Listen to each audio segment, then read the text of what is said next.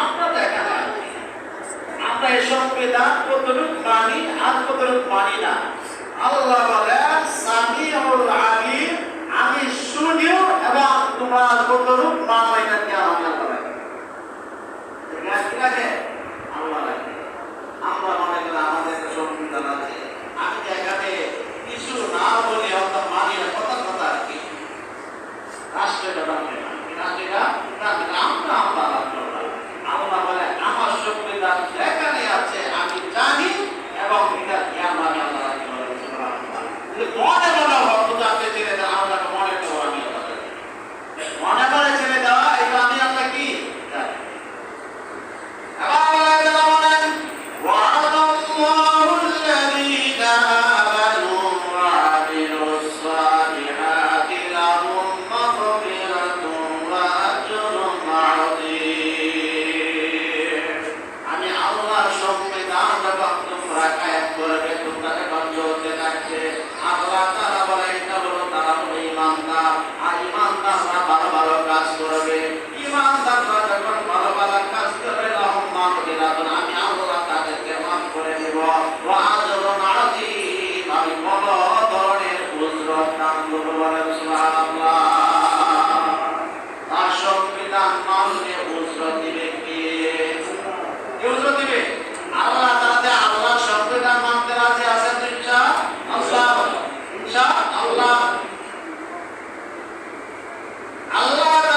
সংবিধানের বিষয় হয়েছে 1 নাম্বার হলো কোরআনটা সহি শুদ্ধ করে তেলাওয়াত করা, 2 নাম্বার হয়েছে তার কোরআনটা বোঝা, 3 নাম্বার হয়েছে হাদিসে নিজে কোরআনের উপর আমল করা, 4 নাম্বারটা একটু কঠিন। তাই সংবিধানটা একটু কঠিন। 1 নাম্বার হলো কোরআন, এটা একটা সংবিধান। এই কোরআনটা 1 নাম্বার হলো বিশুদ্ধ তেলাওয়াত, এটা খুব সহজ, আমরা চেষ্টা করে পারবো। 2 নাম্বার এই কোরআনটা বুঝতে বুঝতে অনেক তাফসীর আছে, বাংলা ইংরেজি আছে, আমরা করতে পারি বুঝলাম। 3 নাম্বারটা হয়েছে এবং আমল করা, কিন্তু আমার নিজে নিজে সারাদিন আমল করলাম, কোনো কেউ বাধা করবে না, কিছুই বাধা দিবে না। 4 নম্বর বিষয় একটু কঠিন, তুমি কোরআনটা মানুষের কাছে প্রচার করা, মানুষের কাছে প্রচার করা কি কঠিন। যে পর্যন্ত এই 4টা কাজ কেউ না করবে তার কোরআনের হক আদায় হবে না। যে পর্যন্ত 4টা কাজ না করবে তার সে কোরআনের হক আদায় হবে না।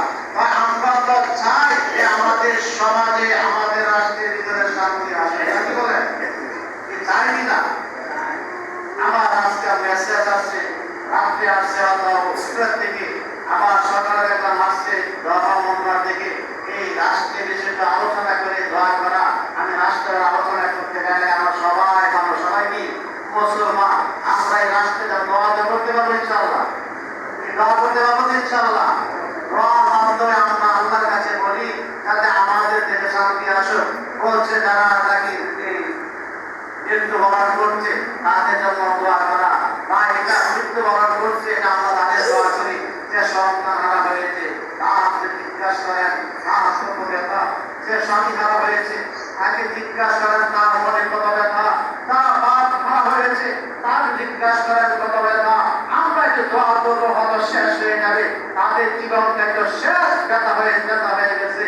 এবং আপনারা জানেন যাদের সন্তান মারা গেছে, পৃথিবীর ভিতরে সবচেয়ে বাড়ি পূজা হয়েছে সন্তানের লাশ বাবার কাছে দেখা। কি কত মা বাবা এই মেডিকেলের নামাজ করার জন্য কত খুঁটাখুটি করছে, এখনো পায় না। আমরা আশা করি আল্লাহ যেন আমাদের এই বাংলাদেশের ভিতরে খুব তাড়া করে যেন আল্লাহ তাআলা সাহায্য নসিব করে। কি করে? আল্লাহ যেন আমাদের বাংলাদেশের প্রতি যেন খুব তাড়াতাড়ি সাহায্য নসিব করে। বলে নাসরুম মিনাল্লাহি ওয়া ফাতহুন কারীম, নাসরুম মিনাল্লাহ।